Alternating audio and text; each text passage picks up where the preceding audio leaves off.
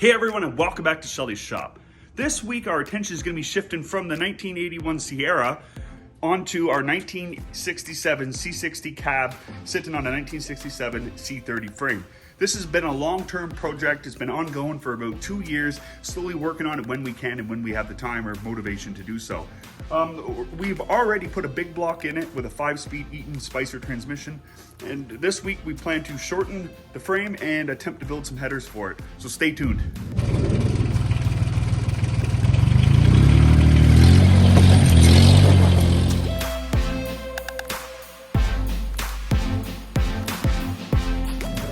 When we picked up the C60, it didn't run, but it had everything to drive.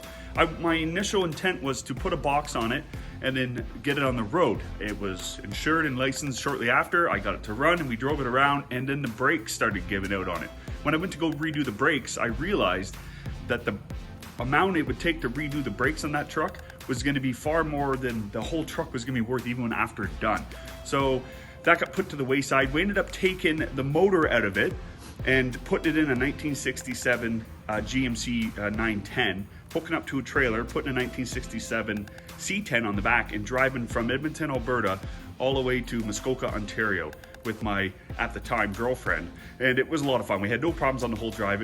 I wish I had it documented. It was a drive of a lifetime. It was just a lot of fun. So now that the truck was just, it had no motor, we took the cab off, set it in the back of what is underneath this now, which at the time was a 67 C30 deck truck. And then that winter, or whenever after, I forget actually, we ended up marrying the cab to the C30 frame, and that's when we put the big block in it, which was originally bought for my 67 Chevelle because we thought it was a 427 tall deck, which I wanted to build a monster out of. Turned out it was a 366, but it was a good runner. So we kept it, married it up to the 5-speed Eaton Spicer transmission, put it in this truck, and mounted the cab up. We had to cut the heck out of the cab to make it fit, but this is supposed to be a fun, easy go-in, carefree build, and that's what we're carrying on with. We're trying to keep it low buck, but high fun. We're even dreaming up of maybe putting a set of dual turbos on it to really give her some boost, because it is a low compression engine and it has a steel forged crank, so that should be a recipe for some fun. But this week, like I already stated, we're gonna be shortening the frame up. That's the first thing we're gonna do. And if we have time, I'm gonna attempt to build some headers. So before I go any further, I'm gonna show you a clip of the truck as we got it. It's right here.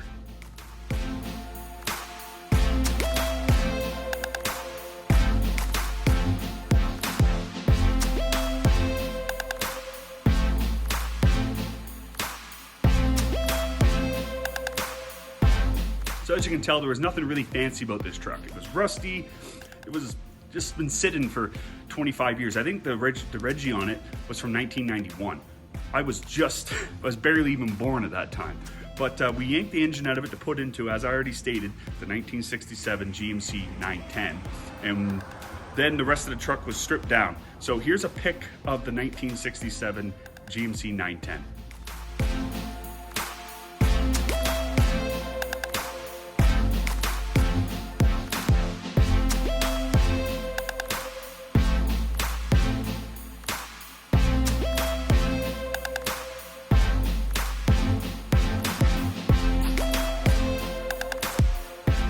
I don't know what you guys think of that truck, but I was head over heels for it from the second I laid eyes on it. The patina on that truck reminded me of a Arizona sunset with a cowboy. That's what I always envisioned every time I'd see it. But I really did like that truck. It's still a sore spot for me for having to let it go. But it was bought to be sold, and we got our enjoyment out of it, and we let it go. And it was probably the best thing for it, because how many trucks does one guy need? So moving on to the 67 C60, this is just a fun build, and I can't wait to get started on it. So stay around and you'll get to see our progress this week. So as you can tell, we got to get rid of this here framework. It used to be a grain truck, and we got to get rid of all the hydraulics and the dump portion of it to bring it back down to its factory frame and box perch stands. Let's get on this.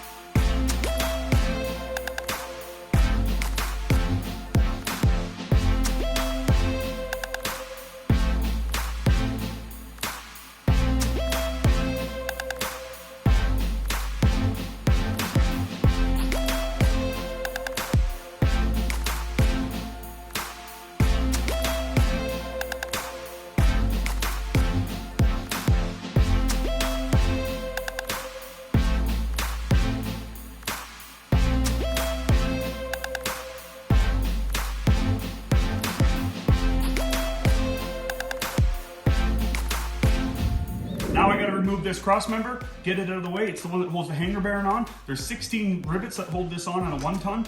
On a 1/2 ton and 3/4 ton, I believe it's only 2. So if you're attempting anything like this, should only be 4 in total. Sorry, 8 in total instead of 16. They doubled up because this is a heavy duty truck with a thick frame. And after I get that removed, I'm gonna remove this, or it doesn't matter the order, I gotta get rid of this tank. I've never removed one, but I think there's just a few bolts holding the bracket on, or maybe it's probably welded on. So we're gonna go ahead and get these out of the way, and then we can start cleaning up the surfaces and get ready to start measuring out the frame for the shortening.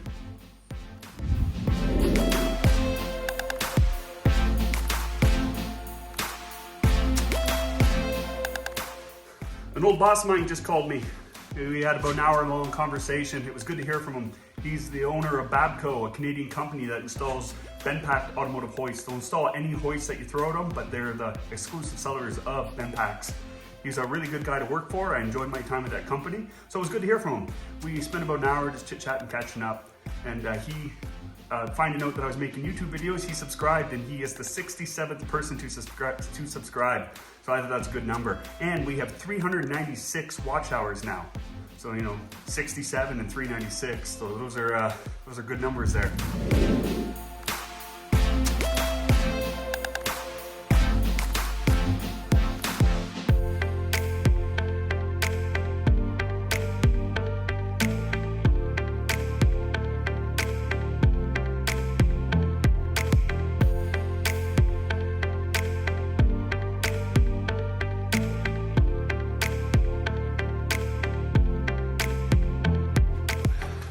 All right, now that we got everything cleaned up and out of the way, I'm gonna go ahead and start marking up this frame so we can get to shortening it. We will be turning this truck into a short box, so this this box mount needs to be moved up to this proximity. Now, in order to do this, you wanna measure everything and write it down. I drew out a quick reference of a truck frame, very artistic, I know, and wrote out all the measurements that I thought I would need. I didn't write square yet because that would only work on this one. I got these measurements off of 2 separate truck frames that I have in the backyard, a long box and a short box. And they were both within an 1/18 of an inch of each other, so that's pretty good. I took all my measurements to this cab mount, sorry, not cab mount, this box mount from the cab mount. Now, I did move mine forward, so I'm gonna be doing it a little bit differently. I'm gonna be measuring off the back of the cab to here, instead of off the a good solid factory place, which would be the cab mount. So I moved this one forward, so I'm gonna be referencing the back of the cab, which from the back of the cab to the center of this ongulated hole needs to be 4 3/4 of an inch. Yeah. So 4 3/4 from the center here to there. And then I ended up getting another reference mark off of the front cab mount. I measured it back and it was 45.5 inches, again, from the center here to the flush side of where the mount meets the frame. So those are our reference marks, and that's what I'm gonna work with. I'm gonna be scribing everything off of going from the cab down to the frame and using that line here, back the 4 3/4 of an inch there, and then I'll double check it with going off the front cab mount back. So that's what we're about to get onto. So I got it all measured out. What I did was I put a straight edge, my level, down to here, found that this was completely flush with up here. Then I measured back 1 inch here. I found center of the box mount, ran it down, and then went 4 3/4 to here. Then I measured back 1 inch. The reason why I pushed it back 1 inch is because this cab mount, I hard welded to the frame after doing it 3 times, drilling all the holes and bolting it in, trying to get the cab to sit where I want it to. The 3rd attempt, my drill had burned out, so I ended up just welding it just to get it done. It was the end of the day. That was a long time ago now. On hindsight, it wasn't the best thing to do, but I did it, it's there, so I'm just dealing with it now. So from the edge of the weld to there, I got about 1/2 inch. This is the section from here to here I'm gonna be removing, as of the X, from there to there. Yeah, so we're gonna remove that, and I will be straight welding. I'll just button this up to each other. A lot of people will recommend you coming down to the middle, coming across, and then cutting this section out like that. So then this would be removed, and then doing the complete opposite on this side. So finding center, coming over the exact same distance and up and then removing this section. So then it would sit on top of each other like that, and you weld it in one piece. Just from how I configured all of this, I deem that this is doing the straight cut is going to work well for my application, because I plan to double frame it by taking this center section out, this section, cut in probably about a ½ inch, I haven't measured it out yet, but shorten it up so it'll slide to the inside of the frame, and I will bolt it in, 4 bolts on each side, as well as go along and weld it in small sections around it, because this still needs to bend. I've seen this done. My grandfather was a welder, and I helped him and seen him do it a few times and never had a problem with it, from 1-ton trucks all the way up to semi trucks. So this is the way I'm gonna do it, and I'm confident it'll work flawlessly. So I measured it out from here to my next cut line. It's 24 3/4. I scribed it out on the other side and it came out to 24 3/4. So I'm gonna be going ahead, bracing the frame up. I still got a few more little things to button up of removing off the frame, like the brake line, try to preserve those as much as I can. I'm gonna be jacking this up, putting it on stands, as well as behind under here, putting it on stands. And then, so when you cut it, things don't start falling. So let's go ahead and get on this. You wanna make sure you're using the same measuring tape for all your measurements. You know, moving it back 1 inch, you can do that with the ruler, but any measurement you're comparing to side, you wanna make sure you're using the same measuring tape. And another thing, you gotta go ahead and, I forgot to mention, you gotta cross measure across. So I'm gonna measure from that white mark there to here, and the same thing across all the way around. And I'll do that in separate locations, just so when I go to pair it back up, I'll know if it's gonna be dog legged or not. I can tweak it around. Got the jack stands under, taking a bit of the weight, as well as I have my chain hoist, just taking up a little bit of slack. I didn't lift it up at all, just enough to, like, it's still fairly loose. My first 2 cuts, I'm gonna start on the back side and do this side, go over to that side, and then come in and cut here. So I'll segregate the ass end, move it back a little bit, and then cut the center section out. I'm not gonna lie, it's a little nerve-wracking, but I ain't no punk. I'm gonna attack this with the same way I do everything, slow and steady. I would normally like to use my death wheel, but I think I might be able to be a little more precise with the Sawzall. My grandfather would have used a torch, but that man was a surgeon with that thing, so I'm not so good. So I will be cutting here. Yeah, let's get on this. Before we go and make any more cuts, let's make like the 4th or 5th time I've double checked this.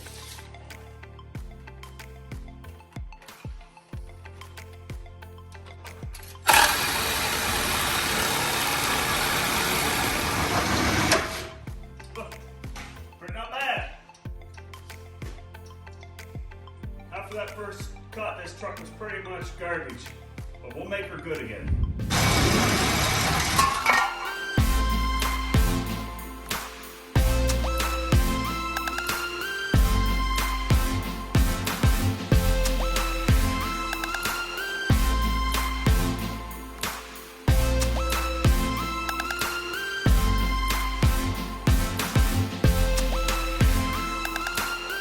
Measuring out the sections that we cut out, we have to narrow them by 3/8 of an inch to make them fit inside the existing frame rails. So let's go ahead and do that now. All right guys, I got ahead of myself, started grinding down the area that I'm gonna be cutting. I'm gonna measure up 3 inches from here and then add in 3/8 of an inch, and then marking it, and then using this piece of steel and using my plasma cutter. I know it's not a tool that everyone has, but if you don't have that, you can use a death wheel or even a Sawzall or torches if you're really good. I'm not that great on torches, so I'm going to use my plasma cutter. Quite honestly, I forgot I even own it. I don't use it very much. So yeah, let's go ahead and attempt to do this with the plasma cutter.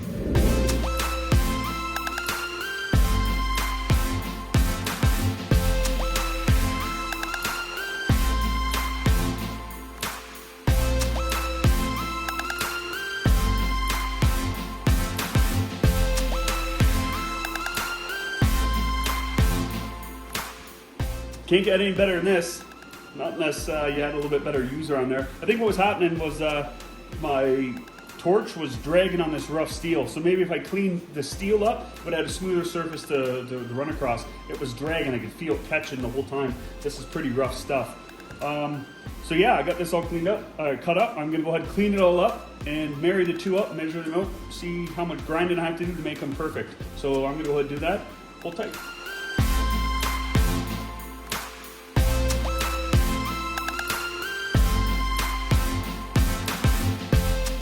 So guys, I got this within 1/8 of an inch of each other. I'm pretty happy with this. I would have liked a little bit wider, but I can space it out just a scooch when I go to weld it. So now what I'm gonna do is I'm gonna clamp it to here. I'm gonna clean up all the surfaces, clamp it to here, put 3 tacks on it and go test fit it in the frame. And if all goes well, I'll be doing the other one really soon.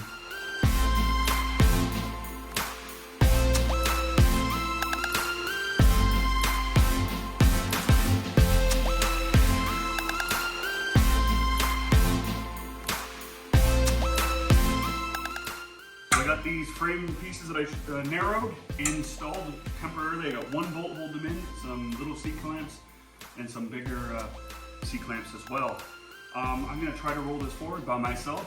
I don't imagine it's going to go in very far. I have a suspicion if I can line it up, it's going to go about here and stop. You have to trim some of this to meet the contour of this section.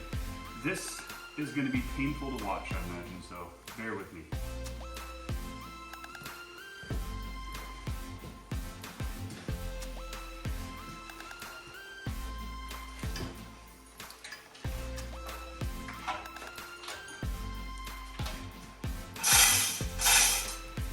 Brake, driver's side sticks a little bit, doesn't want to cooperate.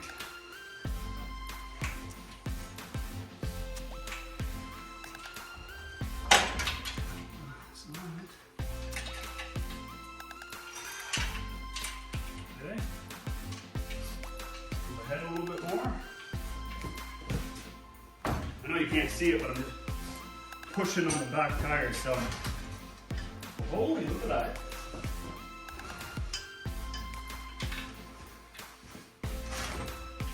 It's trying to be something here.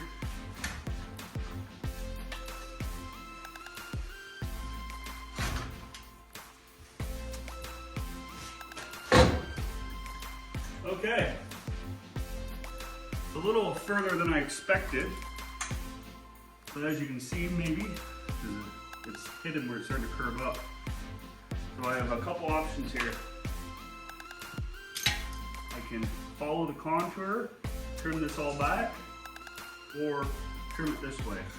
Figure out, take that much out, plus another 1/2 inch and see if it'll slide on. I think the safest route is to try to cut this contour out, maybe leaf cut it along here, so that can be bent up. Thinking that's what I'm gonna try to do. Well guys, I got the same amount of bolts holding it in. I ended up trimming the shortened piece in some to let it slide forward, and it's in here pretty good. Next step is going to be making sure it's sitting flush, double check all my measurements, and start drilling holes and putting the hardware in, making sure everything's nice and square, and then I'll mark it all with a marker, take all the hardware back off, pop these plates out, clean up everywhere I need to weld, slide it all back together, line it all back up, put all the bolts back in, and start welding this thing back together. It was a lot of work, but it's finally come together.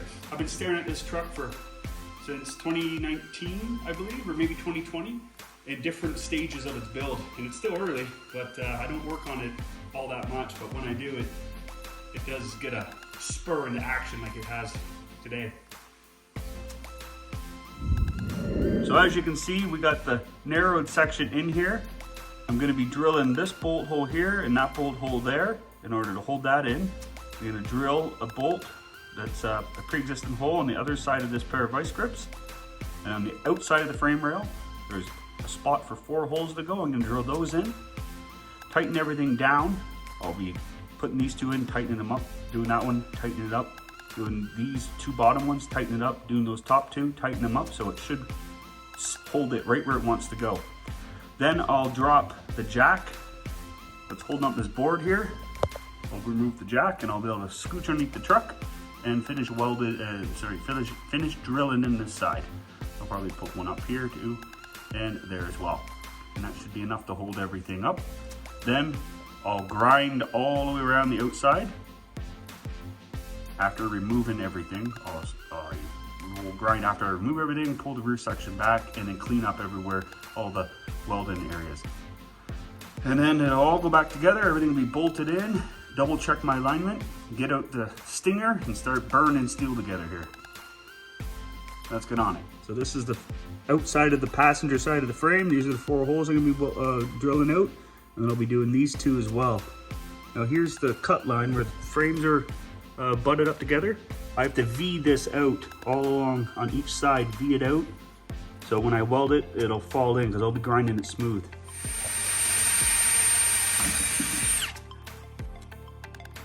Only have to do that probably 20 more times.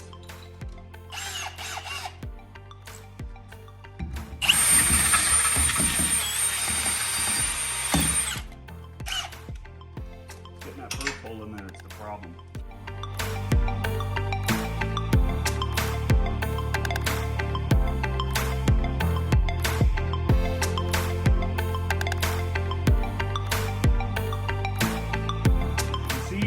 I got these 2 bolts in, I got the 2 on in the front.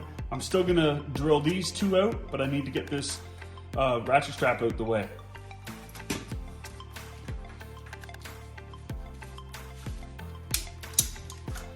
Look at that, didn't move at all.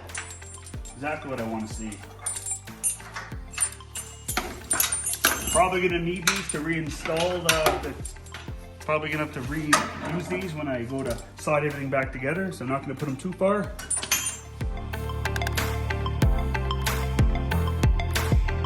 All the bolts in that I require in. I'm gonna drop the jack down, take my chain hoist down.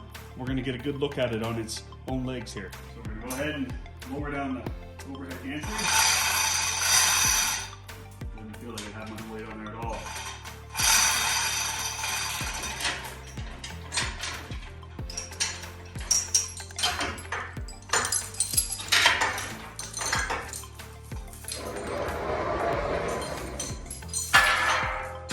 Going very far because we're going to be ripping this back apart here, assuming everything goes right. Well, this is no time like the present. Let's drop the jack down and see what happens. Move this jack stand.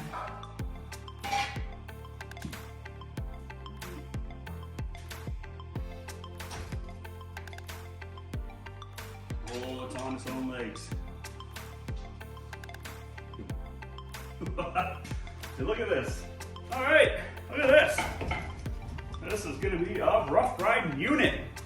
Ooh, thank God for dualies. So, nothing left but now is to pull it all back apart, clean up over welding surfaces, and weld this thing back together. Before I get too far ahead of myself, I almost skipped double checking my measurements. That's how confident I am.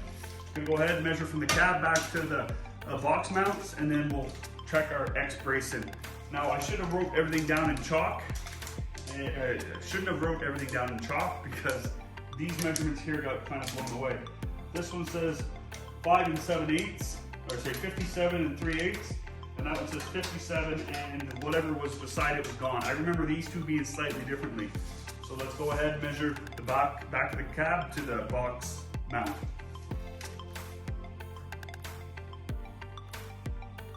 4 4.5.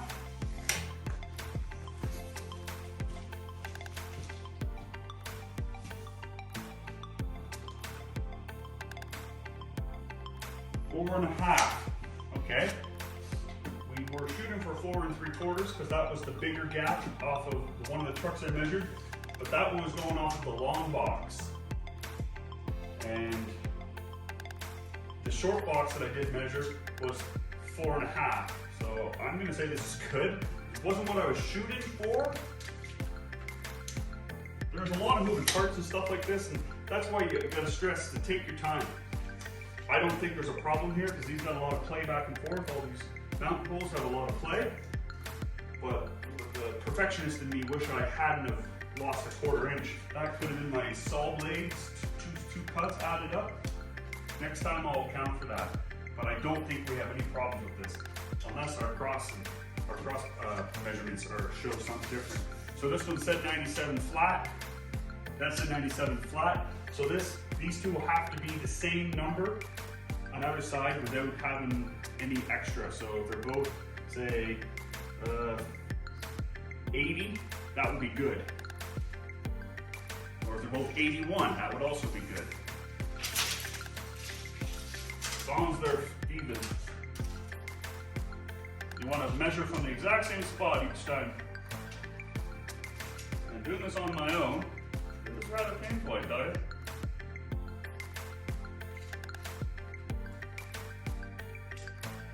Okay, you got 74 exactly. Pardon me. All these fat maxes.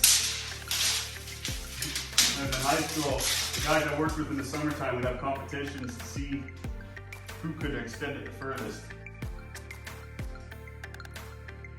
And 74 exactly. This is awesome. My only concern now, and I really don't know how to check it, is to make sure that the frame is straight on itself, not like this or like that. Because it's good this way, and it's good lengthwise. The only other concern is if the frame is squished up or squished down, or squished down or squished up. I cut as straight as I could. I can only trust my abilities here. So we're gonna go ahead and rip everything apart and hopefully get weld missing real soon.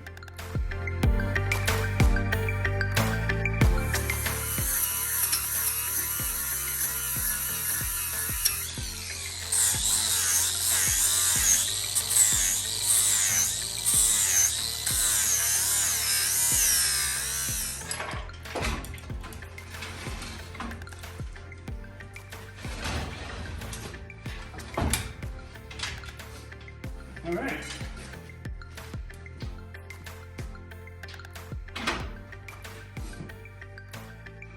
I put the narrowed sections in really loose so I could have a little bit of freedom to move them around in order to find all the bolt holes, which of course is going to be a bit of a pain.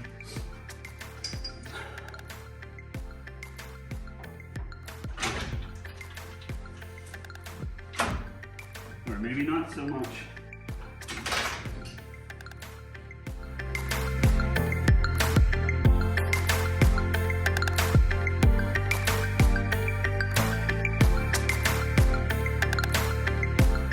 All the grade 8 bolts in place.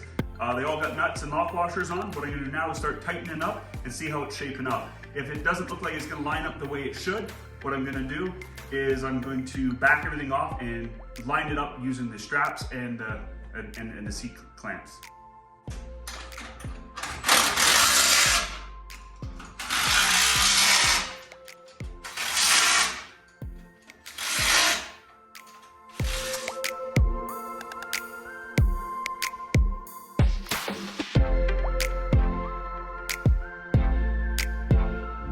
So after carefully measuring everything out, I took the box mounts off. I'm about to start checking everything for level across from frame rail to frame rail. I'm gonna, if I can get those massaged into place, which I don't foresee there being any problems, I'm gonna start tacking it in. I'm gonna start on this edge, work my way around to here, put one here in the middle and at the bottom, and then the bottom inner edge. We'll do that on both sides, double check our measurements. If everything looks good, we're gonna burn this sucker in. I'm about to put in some tack welds like I just said. We're gonna start tacking this thing up. Once I do that, we'll double check our measurements one last time, and then I'm gonna start laying beads.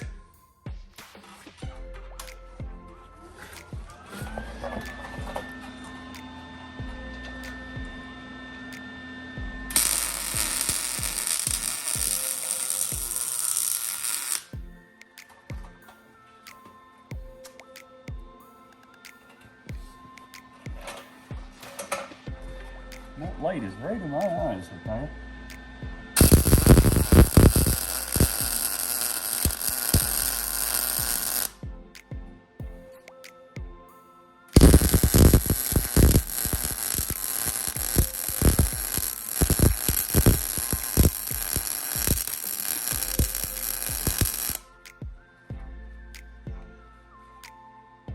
Looking pretty not bad. so far.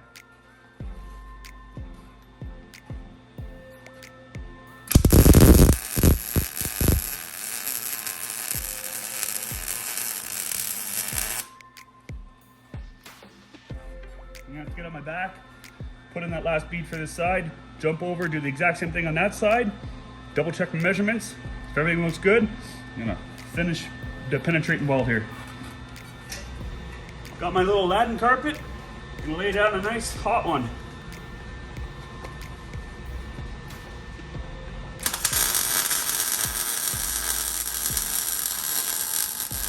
Here's the driver's side, got my tacks in place.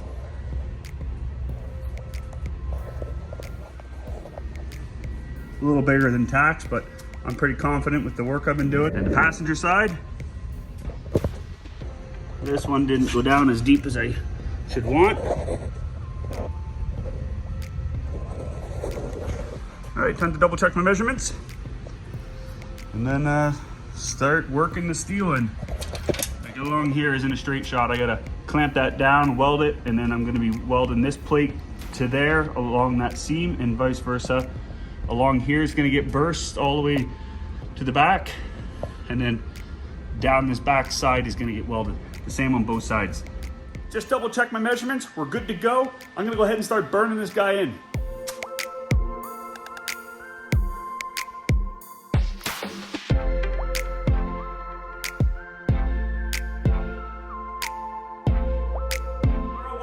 Now what I'm gonna do is get rid of the overhead gantry, the floor jack, get that out of the way so I can get in between and finish welding up the gusset and plating. So let's go ahead and do that. This should be the last time we have this in here. Hopefully. My back is getting pooched. All right, this is it. Oh, it's sitting on its own weight now. That is a good feeling, guys. I'm waiting to do this for a long time.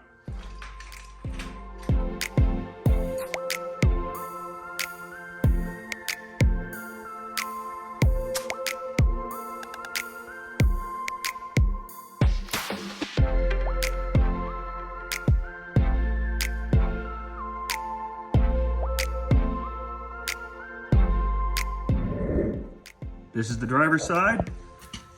Right here, I tried to weld my upstroke. It didn't work out so well. I was piling up.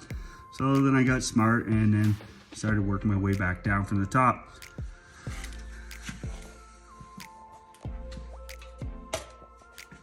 See, we got it all welded up.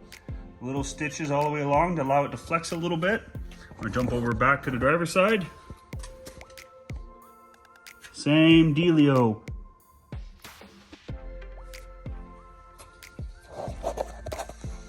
You're dang right. And here's the passenger side. Surprisingly, this is the side I did first.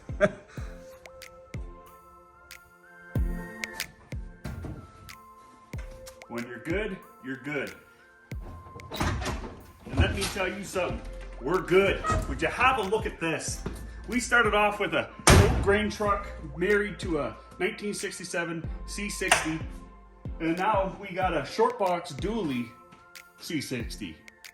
I think they're cool because they're snub nosed. It's a little compact little truck. I realize that this is a ridiculous looking rig, but man, I've wanted to build this for a really long time. I have no idea how it's gonna drive, no idea how it's gonna handle, but it is an experience. Sometimes you just gotta get your torches, get your hammers, get your measuring tape, and just go get it. Don't get it perfect, just get it running. This thing right here is not gonna be a SEMA truck. It's just supposed to be a fun, easygoing, light-hearted build. It is going to be ridiculously stupid looking when it's done. These tires are gonna stick out about 6 inches or so. I want this thing to become a burnout monster. That's been my motivation. That's why I want to put twin turbos in it. That's why we're thinking about getting a super singles for the rear and some Dighton wheels for the front. Just try to make this thing a half breed between a semi truck and a light duty truck. It's just supposed to be fun. And to me, that's the most important thing is if you're not having fun, then why are you doing it? That's gonna be a wrap for this episode of Shelly's Shop. I apologize for not having the time to get into the headers, but with the tight time restraints we're working with, we could only manage to get the frame shortening done. But that is still a lot of work and a lot of effort, but it's gonna pay off. We will get to the headers eventually in another episode of Shelly's Shop. Thank you for sticking around. If you've watched to this point, please like, share, subscribe. It really does mean a lot to us. We really appreciate it. Drop some comments. Tell me if I did something wrong. Tell me if you like what I did. Just drop a comment if you so choose. So thank you. Till next time. Cheers.